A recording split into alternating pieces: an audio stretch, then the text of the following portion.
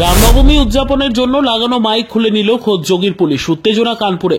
রামনবমীতে খোদ রামরাজ্যে বাজানো যাবে না মাইক, অতিরিক্ত আওয়াজে বাজায় সাউন্ড সিস্টেম খুলে নিল পুলিশ। প্রতিবাদে কার্যত রণক্ষেত্রের চেহারা নিল কানপুরের রাওয়ায়পুর এলাকা। পরিস্থিতি নিয়ন্ত্রণে এলাকায় বিশাল পুলিশ বাহিনী।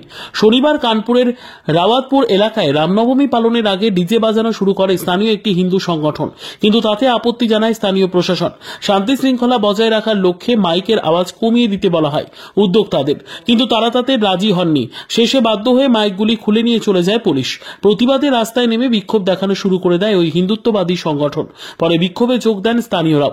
পরিস্থিতি নিয়ন্ত্রণের বাইরে চলে যাওয়ার আশঙ্কায় এলাকায় মোতায়েন করা হয় বিশাল পুলিশ বাহিনী। স্থানীয় বিধায়ক রাহুল বাচা শঙ্করও ঘটনাস্থলে যান। তিনি পুরো বিষয়টি খতিয়ে দেখার আশ্বাসের পর বিক্ষোভ নিয়ন্ত্রণে আসে। তবে এখনও এলাকায় চাপা উত্তেজনার পরিবেশ বজায় রয়েছে। এখনও এলাকায় বিশাল পুলিশ বাহিনী মোতায়েন করে রাখা হয়েছে।